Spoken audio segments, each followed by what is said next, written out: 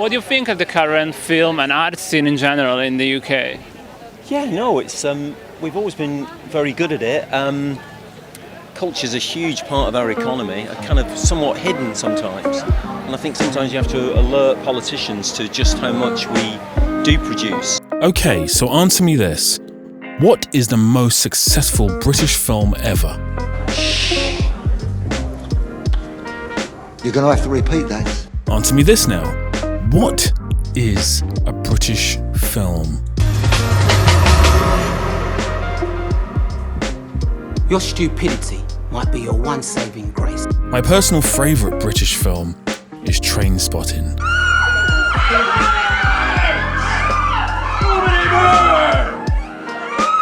Lassie got blasted, no cunt leaves here till we find out what cunt did it.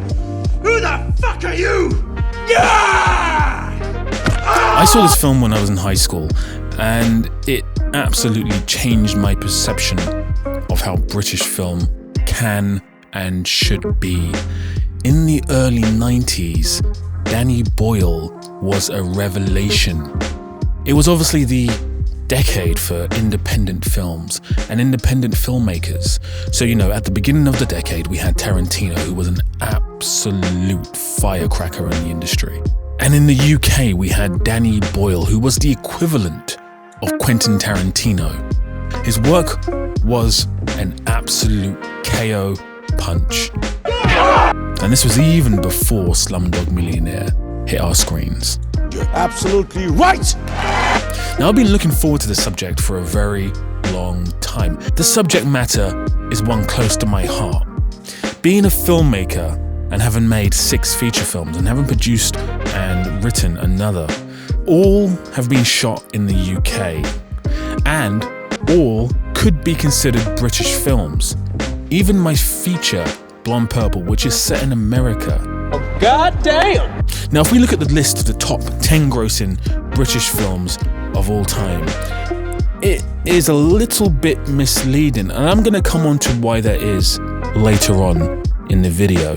Now, there's no way that Star Wars, Skyfall, No Time to Die, Spider-Man No Way Home and Avatar, as well as Barbie and Avengers Endgame are British films.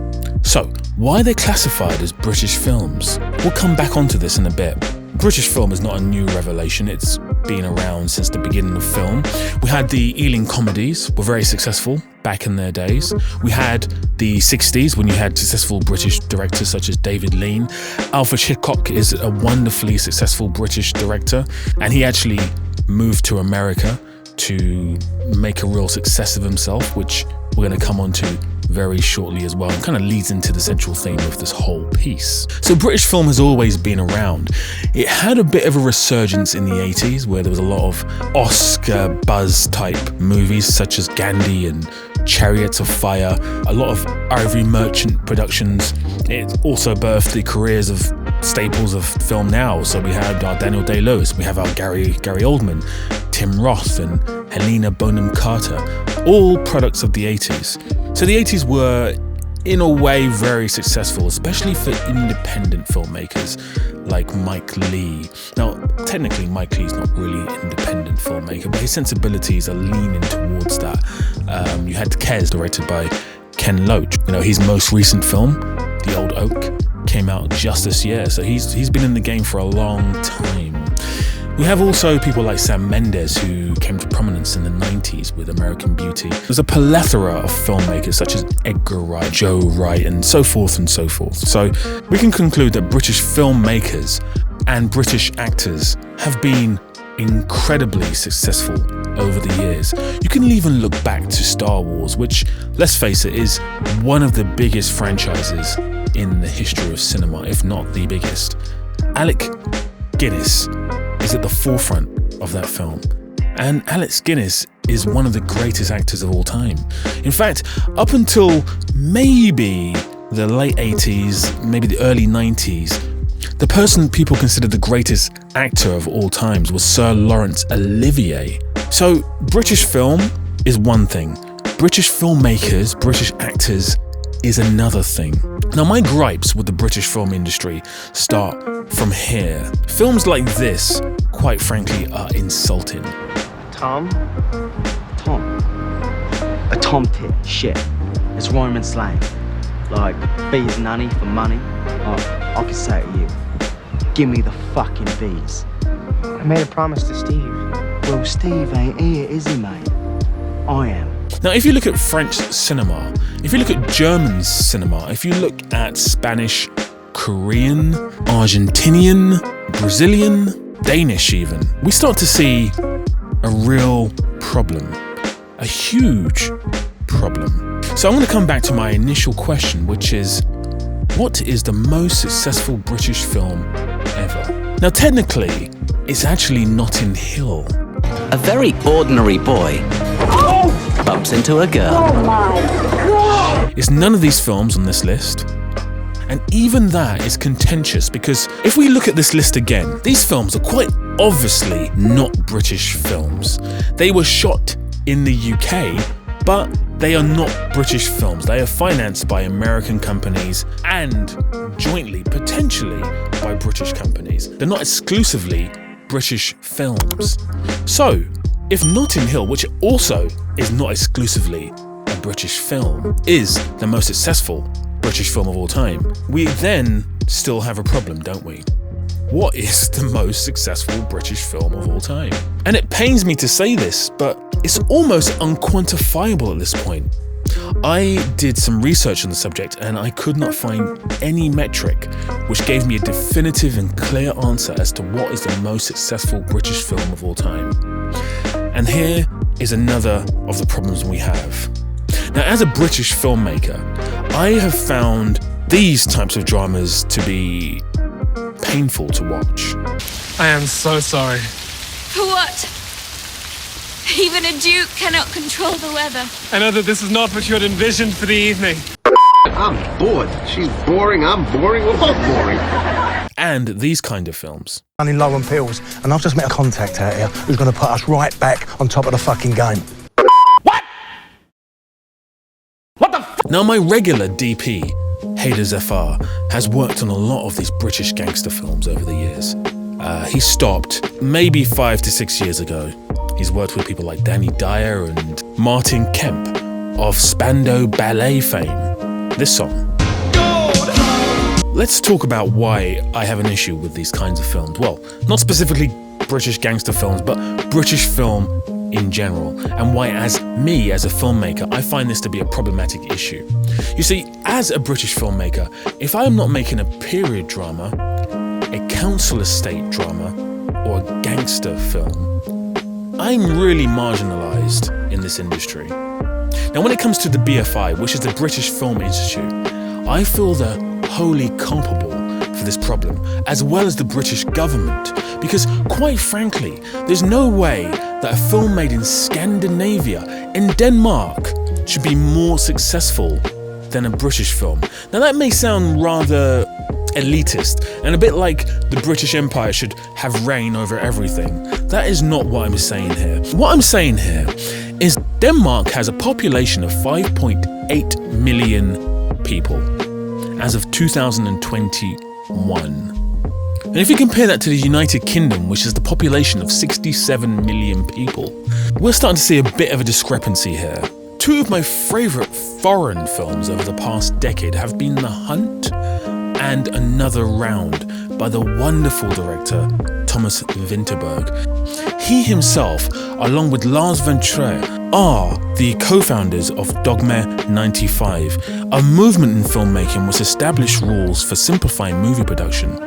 The wonderful film Festen, also dubbed as Celebration for English viewers, came out in 1998 and also marked the start of the Dogma movement. Now, in the UK, there's not really been a movement of such ilk.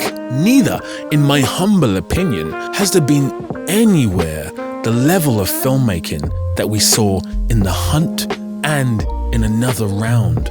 Now, the narratives in both these stories is very simple. The Hunt is about a school teacher accused of quite a heinous act in a small town. Another round is about a group of friends who decide that they're going to drink alcohol to a certain level to enhance their ability to enjoy life and to perform. Now, these are very simple subjects. Why on earth can British film not do the same thing? Why does it consistently do this? We agreed to one dance tonight. A waltz. And this. Fucking surprise. Now, I'm going to bring it back to the British government and BFI. I had an argument with the BFI back in 2015. My key issue here is that they consistently talk about how they're going to improve the British film industry, how they're going to bring about diversity when it comes to female directors and actors of different genders, colours, so forth. However, all they seem to do is make the same film, and thusly, all they seem to do is fund the same kind of film. There's a lot of talking and not much action. I stumbled upon this wonderful article in The Critic by Guy Dampier. Now, this is a very damning quote here. 2 American sequels made more than the entire British independent film industry. That is a damning statistic. That really is. Now, if you look at this article, what it says is the British film and high-end TV industry are claiming that there was a record of 6.27 billion on production spent in 2022. Now, that number, when I first looked at it, looked rather misleading, and I know that because I'm in the industry. That didn't really make any sense to me. So, if you read on in the article, you can see that there is a huge discrepancy and a huge fabrication of numbers. Technically, they only spent £174 million, not £6.27 million as they claimed. Now, the reason there is a huge discrepancy and a fabrication of numbers is because what really happened was American companies came to the UK to shoot productions such as Barbie and Avatar and Spider-Man and Star Wars. So it wasn't the UK film industry producing 6.7 billion worth of movies. It was all a lie. And that, to me, just really feeds into the problem we have here. What on earth is happening? Why is the government and the BFI not facilitating the making of wonderfully original projects? It seems slightly strange that Denmark, with a population of 5.8 million people, can come up with 2 incredible films in the space of 10 years, and the British film industry cannot do the same thing. Now, if we feed into this even deeper, if British directors, writers are not receiving the funds needed to make these films, these original ideas, such as The Hunt and Another Round, well, what's the solution if you're a British filmmaker? My solution was stop waiting for people to greenlight me, save up some money and start making my own films. What's the solution if you can't do that? What's the solution if you're an amazing filmmaker and you want to make Another Round or The Hunt? Well, quite frankly, there is no solution right now. You're very much in the abyss. You're very much going to be making a film with your mates down the pub. It's not acceptable. Now, previously in this video, I brought up the names of Alfred Hitchcock and Edgar Wright. Now, what do these 2 directors have in common? Let me tell you what they have in common. They made British films and then they fucked off to America to make real films. That's what they have in common. And this is a commonality amongst British creatives. What is the plot for a British creative right now? Or since the beginning of filmmaking? You make a film in the UK and you fuck off to America to make decent product. Now, that sounds really, really damning. It probably sounds quite dismissive of the British industry, but I don't care. I really don't care, because that's exactly what happens. If you look at someone like Idris Elba, who could only make it in America, had to go all the way to America to be successful, don't you think we have a bit of an issue? Not just with the fact that he's a black actor who couldn't get roles in the UK, so had to go to America to become a successful black actor. That's another issue altogether. Let's forget that. Let's look at someone like Alfred Hitchcock, who made his films in early parts of his career in the UK. And then I thought, I'm actually going to go to America and make some proper films. And that's exactly what he did, and he became one of the most successful directors of all time doing that. Now, if you're watching this as someone who's British, does that not worry you? It's got to be highly alarming to you to think that you have to go to America to make it. Whereas if you're someone like Thomas Vinterberg, to go back to Danish filmmaking, you can stay in Denmark and make another round. You know, when he first made Festen in 1998, he had a little stint in America, which didn't really work out. And you know what? The draw of America is there for everyone. So this is not just a British film. If you're successful in the UK, Denmark, Sweden, America is going to come calling.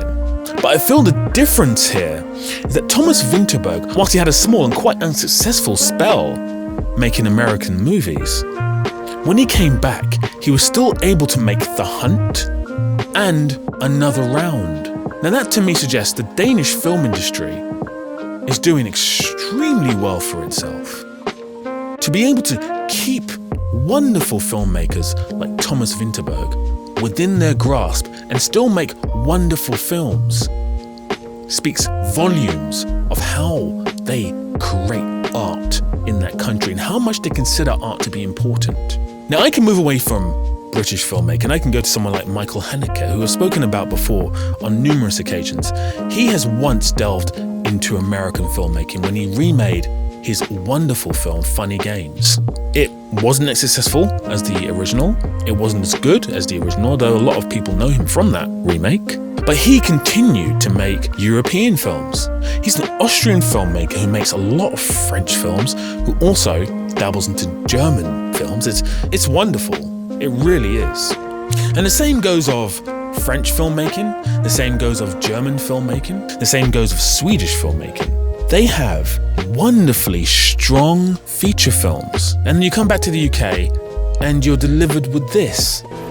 We agreed to one dance tonight, a waltz. And it makes no sense to me at all why a population of 65 million, with one of the most thriving governments in the world, are struggling to take a grasp on the arts. And I'm talking about the arts in general, because if you look at music, it's pretty much the same thing. What happens? You make an album. If you're embraced by the American public, you will F off to America and be successful. It's quite simple.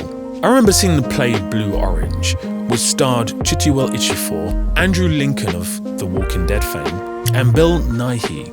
I saw Chiwetel on stage and I was like, he's gonna have to go to America to be successful. And that's exactly what he did. And he's really been a standout actor in American filmmaking. Even Andrew Lincoln, who, again, wonderful British actor, had to go to America to really break out. I get it.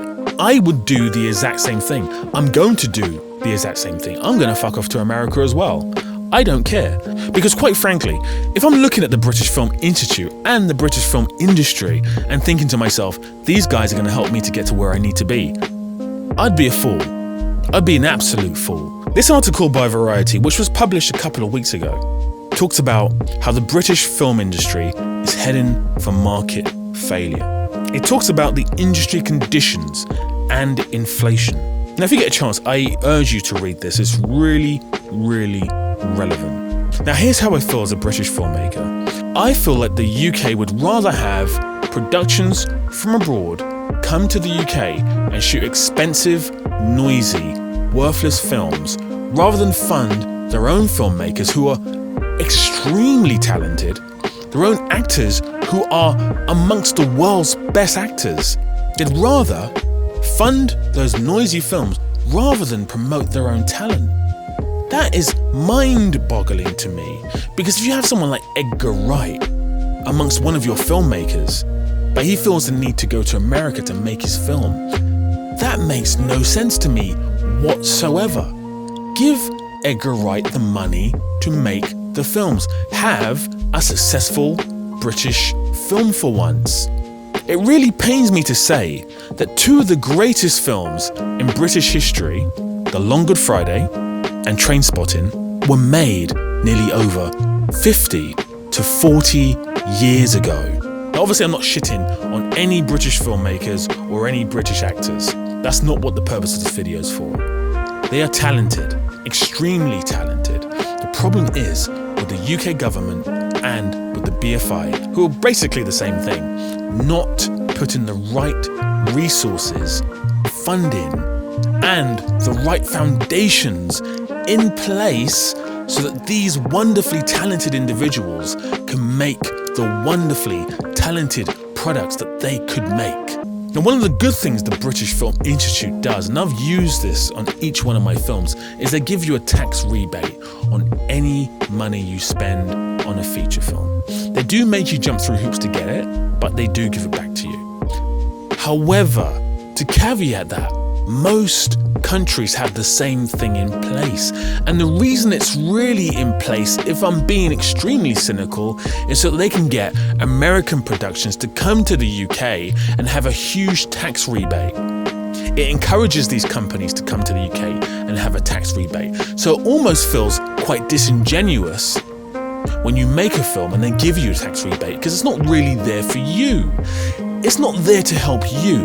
It's there to help the big boy studios in America so they can shoot stuff like Barbie and Star Wars and Marvel films. That is shocking. That is absolutely shocking. And I wouldn't mind so much if that money was going back into creating wonderful, beautiful films for wonderfully and beautifully talented filmmakers in the UK. It's not. It's going into the government's pocket.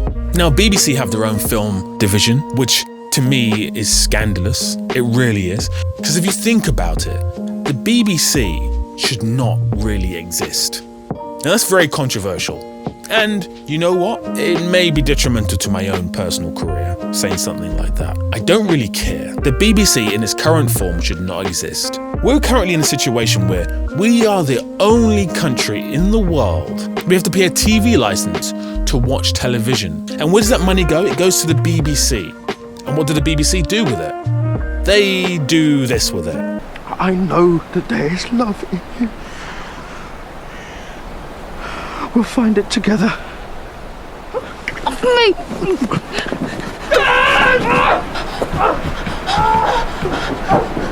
What? What the f? This is shocking.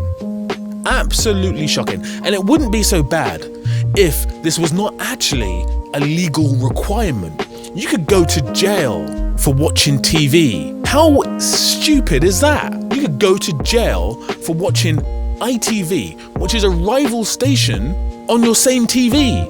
That doesn't make any sense at all. And then the BBC, obviously, they do fund films of their own, but they also make stuff like this. We could come up with a fusion of Latin and street. This is ridiculous, Ash. I'm a b-boy.